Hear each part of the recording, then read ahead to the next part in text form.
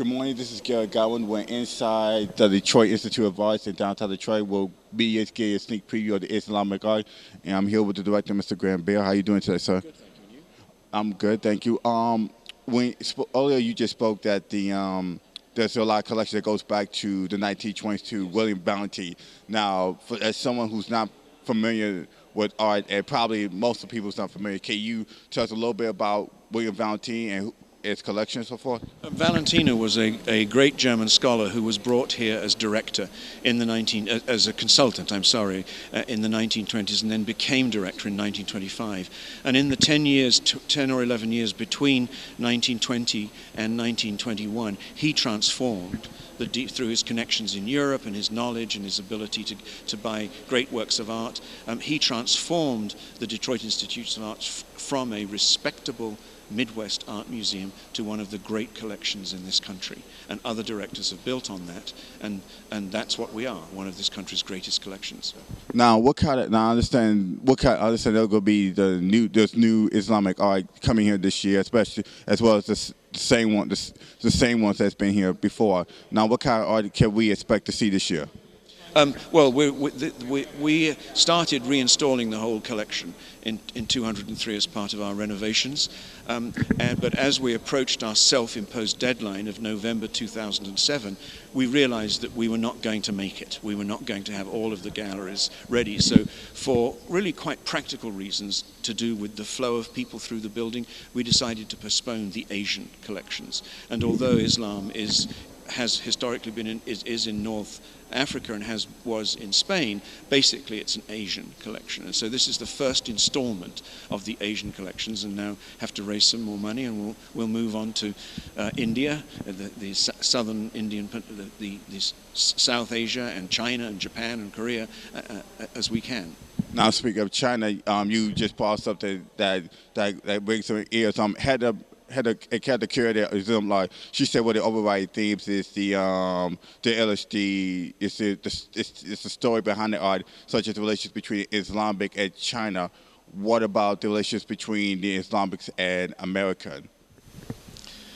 Well, when Islam spread in the 7th and 8th centuries, it spread very, very far, very, very quickly. And at its height, it was, as we know now from the Uyghur problems in West China, it went all the way there, and so you had an interaction, a long-standing interaction, whereby the indigenous inhabitants of the time adopted Chinese traditions in art, were incorporated into their interpretation of Islam.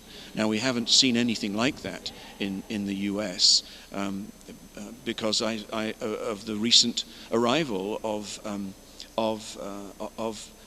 Arab Americans and other Muslims, except that we do have on view works of art by young, living Muslim artists, and there are artists who are across Islam who are finding ways of creating art that recognizes the main way of working in contemporary art, but absorbs it into its into the Islamic background. So that's just beginning in terms of the West. Okay, do you think is there some kind of misconception when it comes to Islamic art? If so, what are they?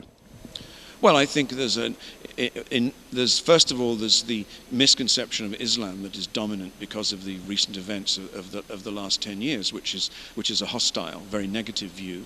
And then there are things that are commonly asserted, like in Islam, Islamic artists are not allowed to draw or represent the human figure, and that's not true. Where the human figure had been important, they went on doing that. They were discouraged by what's called a tradition of doing so, because it was sort of verged on blasphemy. Only God can make a human being, and if you tried to make one, it was like you were trying to suggest that you were like God. So there was a general reluctance to show the human figure, but plenty of cultures didn't feel that. Okay, yeah, I get what you're saying. Yeah. What you're saying, based on, because people see Islamic or Arabs, they see, terrorism, America is about Christianity, about God's country. Islamic is like Allah and so forth. Look, I know that you're pressed for time. I just got a couple more questions. I heard there was an event that took place a few days ago. I think on the 20th. So can you give us a little background on that? Well, we have a support group, the Forum for Asian and Islamic Art, and they wanted to celebrate the opening of the gallery, and so they planned a special evening, which turned out to be incredibly popular, and many more people wanted to come than we could have anticipated.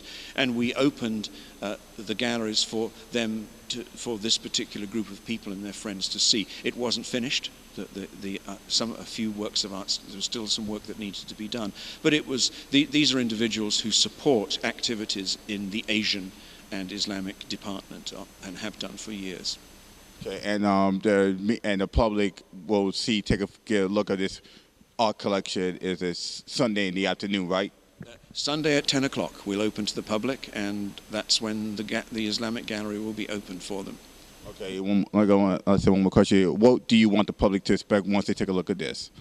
Well, I want what I want for the rest of this museum, which is to show fabulous works of art in such a way that it means something, that the non-specialist can relate to, that can see that this beautiful object that might look very strange actually has something to do with what they do every day, like cooking or cleaning or going on vacation, all of those kinds of things. This basically is to get people. This is what, as I said, this is one of the great collections in this country, one of the top 6.